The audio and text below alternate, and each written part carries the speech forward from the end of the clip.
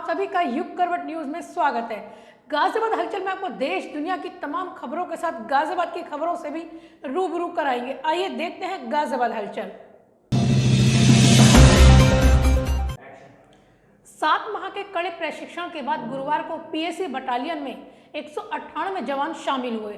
प्रशिक्षण के उपरांत पासिंग आउट परेड में जवानों ने अपने दमखम का प्रदर्शन किया।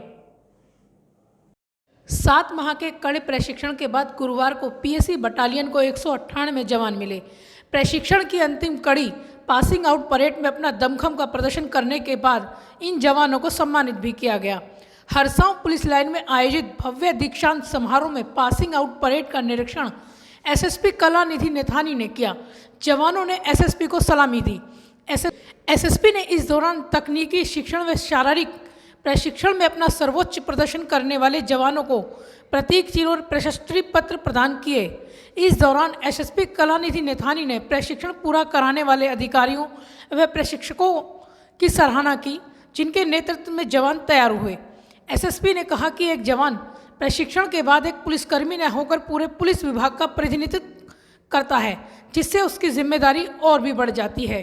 सफलता हुई है। कितने आरक्षी जो है पुलिस पद पर गए हैं? 199 रिक्रूट आरक्षी जो हैं, इन्होंने अपना जो लगभग 7 माह का ट्रेनिंग का जो यहाँ पे अवधि थी, जो समय था, उसको सकुशल पूर्ण किया है। इनको विभिन्न इंडोर और आउटडोर जो सब्जेक्ट्स हैं उस पर ट्रेन किया गया है और यहाँ पर पूरी हमारी टीम आज भी यहाँ पर मौजूद है। पूरे प्रशिक्षक और सभी लोगों को बहुत बहुत शुभकामनाएँ, बधाइयाँ दी गई हैं और ये उम्मीद की गई है और ये सबको प्रोत्साहित भी किया गया है कि सभी ये जो आरक्षी हैं जो आज पास आउट हुए हैं, ये अपनी अपनी इकाइयों में जा कर के पूर्ण मनोयोग से जनहित में अधिक से अधिक पुलिस सेवाओं का लाभ जो है आम जनता को प्रदान करें। आरक्षी में कैसा जोश दिखा?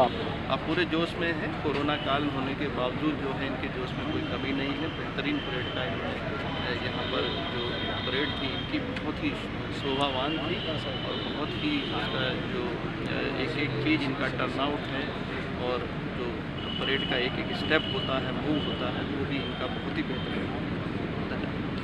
प्रशिक्षण के दौरान सर्वोच्च प्रदर्शन करने वाले आरक्षी बबलू कुमार को सर्वोत्तम कैडेट चुना गया। प्रशिक्षित जवानों को इटावा, कानपुर, अलीगढ़ स्थित पीएसी की बटालियनों में तैनात किया जाएगा। प्रशिक्षण के बाद जवानों के चेहरे खुशी से छलक रहे थे। परेड का संचालन आरआई मुनिंद्र प्रताप सिंह ने किया। युग करवट ब्यूरो न्यूज। रक्षाबंधन पर्व को लेकर जिला प्रशासन ने व्यापारियों को बड़ी राहत देते हुए रविवार को मिठाई व राखी की दुकानें खोलने की इजाजत दे दी है। वहीं त्योहारों के चलते डीएम अजय शंकर पांडे ने जिले में 31 अगस्त तक धारा 144 लगाए जाने की भी घोषणा की है। व्यापारियों और आम लोगों की मांग को देखते हुए जिला प्रशासन गाजियाबाद ने इस रविवार को मिठाई और राखी की दुकानों को खोलने की इजाज़त दे दी है। व्यापारी पिछले कई दिनों से शनिवार और रविवार को बाजार खोलने की इजाज़त देने की मांग कर रहे थे। डीएम अजय शंकर पांडे ने गुरुवार को व्यापारियों को बड़ी राहत देते हुए इस रविवार को मिठाई व राखी की दुकानें खोले जाने के निर्देश जारी कर दिए हैं। लूट की झूठी सूचना देने वालों को अब जेल जाना पड़ेगा। ऐसे ही एक मामले में कमीशन एजेंट को गिरफ्तार कर लिया गया है। एसएसपी कलानिधि नेथानी ने ऐसे लोगों को सख्त चेतावनी दी है। लूट की झूठी सूचना देने वाले हो जाए सावधान। ऐसे लोगों के साथ अब पुलिस नरमी नहीं बरतेगी। बुधवार को लूट की झूठी सूचना देने वाले कलेक्शन एजेंट नितिन को गिरफ्तार कर लिया गया। आइए देखते हैं क्या कहते हैं एसएसपी कलानिधि नेथानी इस मामले को लेकर। जनपद में ऑपरेशन 420 चालू है और एक हफ्ते में ही लगभग 1 दर्जन लोगों को जेल भेजा जा चुका है। इसी क्रम में कल एक सूचना पुलिस को प्राप्त हुई थी। Collection agent Bharat financial inclusion limited के उसने सूचना दी नितिन नाम के व्यक्ति ने कि उससे 1.5 लाख रुपए के लूट लिए गए हैं और 112 पर उसने कॉल किया था। इस सूचना पर तत्काल पुलिस मौके पर गई, सीसीटीवी फुटेज वगैरह खंगाले और उसकी बातों में कुछ विरोधाभास पुलिस के सामने आए हैं। उसके जो मैनेजर हैं वहाँ पर, जिनका नाम प्रेमचंद है, फिर जब उनसे पूछताछ की गई और वादी जो ये तथाकथित जिसने कॉल किया था इससे पूछताछ की गई तो पाया गया कि उसने जो है धनराशि उससे लूटी नहीं है, अपितु उसने गबन कर ली है। इस पर वहाँ पर मुकदमा दर्ज किया गया और अंतर्गत विवेचना जो है अंतर्गत धारा 409 गबन और 420 अनुचित लाभ प्राप्त करने के लिए वहां पे दर्ज की गई है। इसका जो धनराशि है 1,38,500 ये बरामद पुलिस ने कर ली है। और गाजियाबाद पुलिस सभी से अपील करती है कि यदि किसी भी तरह के अनुचित लाभ प्राप्त करने के लिए आप कोई भ्रामक सूचना प्रसारित करते हैं या सूचना देते हैं तो उसमें दंडात्मक कार्रवाई अमल में लाई जाएगी। धन्यवाद।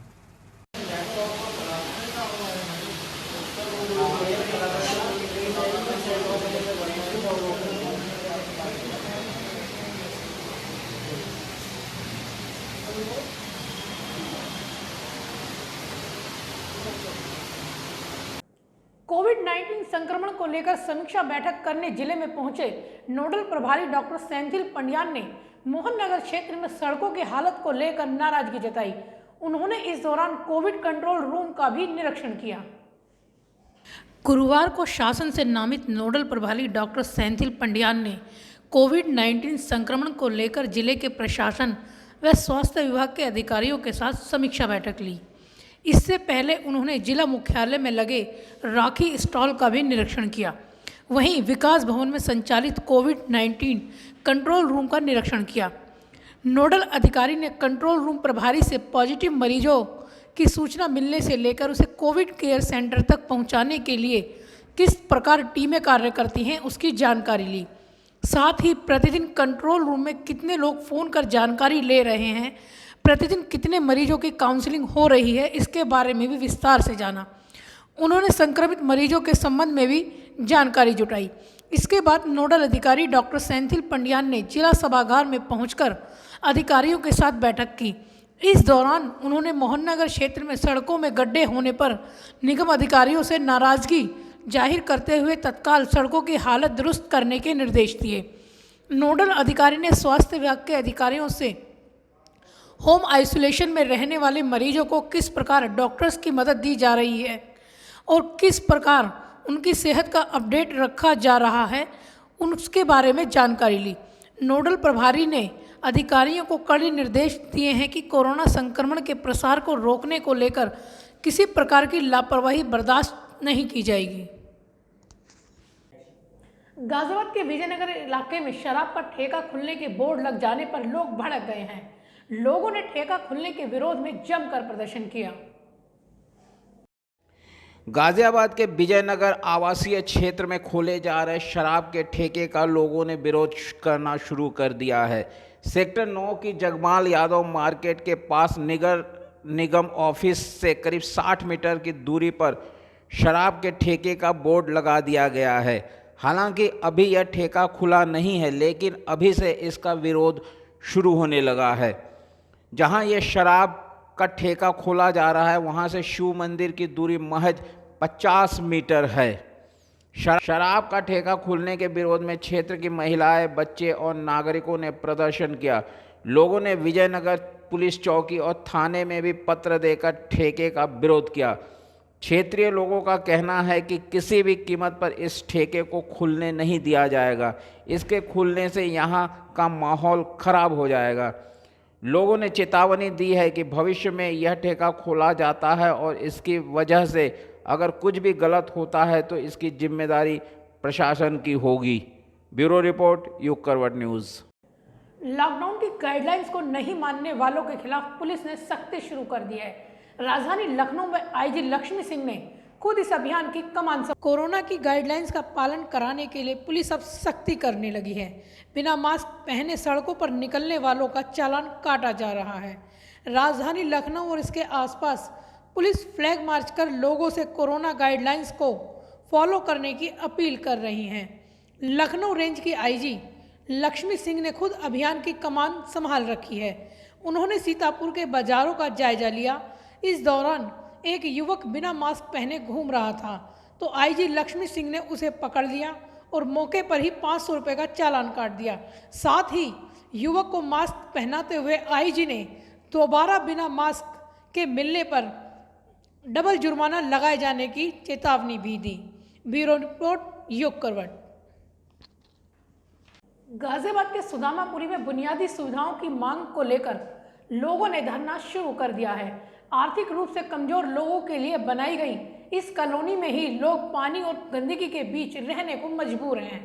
गाजियाबाद के सुदामापुरी में बुनियादी सुविधाओं को विकसित करने और जल जमाव की समस्या का स्थायी समाधान के लिए स्थानीय लोगों ने धरना शुरू कर दिया है। लोगों का कहना है कि हल्की बारिश में ही क्षेत्र में जल भराव हो जाता है। यह पानी कई दिनों तक बना रहता है, जिससे लोगों को भारी परेशानी होती है। बहुजन क्रांति पार्टी के आह्वान पर सुदामापुरी के लोग कॉलोनी में ही धरना दे रहे हैं। पार्टी के जिलाध्यक्ष इंद्रजीत ने बताया कि विजयनगर स्थित सुदामापुरी में 1188 आवास बनाए गए थे। ये सभी आवास आर्थिक रूप से कमज़ोर वर्ग के लोगों के लिए बनाए गए थे, लेकिन यहाँ मूलभूत सुविधाएं नहीं है। पिछले 10 वर्षों से यहाँ एक भी सुविधा का विकास नहीं किया गया है। यहाँ की सड़कें बेहद खराब है। हल्की बारिश में ही जल भराव हो जाता है। यहाँ के लोगों के मतदान पहचान पत्र तक नहीं बने हैं। कई बार प्रशासनिक अधिकारियों से गुजारिश करने के बाद भी इस मामले में कुछ भी नहीं किया गया। ब्यूरो रिपोर्ट, युग करवट न्यूज़। नोएडा के सरफाबाद गांव से 2 साल के बच्चे के अपहरण मामले में चचेरे भाई समेत 2 को गिरफ्तार किया गया। पुलिस उपायुक्त ने प्रेस वार्ता में यह जानकारी। नोएडा के थाना 39 के सरफाबाद गांव से 28 जुलाई को 2 साल के बच्चे के अपहरण के मामले में पुलिस ने चचेरे भाई समेत 2 लोगों को गिरफ्तार किया है। अपर पुलिस आयुक्त श्री प्रणा गांगुली ने प्रेस वार्ता में यह जानकारी दी। जैसा आप सभी जानते हैं कि 28 जुलाई इसी महीने में एक थाना 49 के सरफाबाद क्षेत्र से एक 2 साल का बालक किडनैप हुआ था। उसके फादर की सूचना पर तत्काल पुलिस ने एक्टिविटी शुरू कर दी थी और बड़ी त्वरित गति से कार्रवाई करने पर लगभग सूचना प्राप्त होने के 1 घंटे के अंदर ही इस बच्चे को रिकवर किया गया था। रिकवरी के बाद मुकदमा जो कायम हुआ था उसमें कार्रवाइयाँ शुरू हुई। हमारे क्राइम ब्रांच की टीम ने भी इसमें योगदान दिया, हमारे स्वॉट टीम प्रभारी ने भी योगदान दिया और समन्वित कार्रवाई करते हुए मोबाइल जो फादर का था उस पर ट्रैकिंग की कार्रवाई शुरू हुई और बहुत तथ्य सामने आए हैं, जिसमें से हम लोग ने 2 लोगों को भी गिरफ्तार कर लिया है। एक की भी गिरफ्तारी शेष है और अन्य भी जो विवेचना में तथ्य आएंगे उस पर आगे भी गिरफ्तारियां होंगी। आप ताज्जुब करेंगे कि इस किडनैपिंग में परिवार का, अपहृत का सगा चचेरा भाई इन्वॉल्व था और उसके 2 मित्र थे। हम लोग सब यही सोचते हैं कि कोई किडनैपिंग गैंग कर रहा होगा, लेकिन इनका कोई गैंग नहीं था और इनके दिमाग में ऐसे ही, जैसे पूछताछ में बात सामने आई है, रैंडमली इन्होंने सोचा कि साहब हम पैसा कैसे बनाएं। तो इनके दिमाग में आया कि हम इस तरह से पैसा ले सकते हैं बच्चे को किडनैप करने के बाद। और चचेरे भाई और उसके 2 मित्र, जिसमें से एक का अभी तक जैसी जानकारियाँ हुई हैं आपराधिक इतिहास भी है, इन तीनों ने मिलकर ये प्लानिंग की। चचेरे भाई ने बच्चे को खिला रहा था, बच्चे को जैसा वो बताता है, घर के बाहर उठाया और अपने दोस्तों को दे दिया जो मोटरसाइकिल पे आए। उसी मोहल्ले में सरफाबाद में एक मंदिर के पास उसको दे दिया, वो लेके चले गए। जब इनके पिता जो वादी हैं संदीप यादव, इनको पता चला कि इनके बेटे का अपहरण हो गया तो इन्होंने पुलिस को सूचना दी और पुलिस ने त्वरित जो कार्रवाई की, उससे जब इन्होंने पुलिस प्रेजेंस देखा और पुलिस एक्टिविटी देखी तो इन्होंने डर के फिर बच्चे को वापस छोड़ने के लिए जो चचेरा भाई है पीयूष, उसने अपने मित्रों को पुनः सूचना दी और उन्होंने आके उस बच्चे को सरफाबाद क्षेत्र के ही एक पार्क में छोड़ दिया, जहां से पुलिस उसको बरामद कर सकी। आज के लिए बस इतना ही। देखते रहिए युग करवट न्यूज़ और गाजियाबाद हलचल। हर रोज शाम को गाजियाबाद हलचल में आपको मिलेंगी गाजियाबाद आसपास की खबरें। सब्सक्राइब करिए युग करवट। नमस्कार।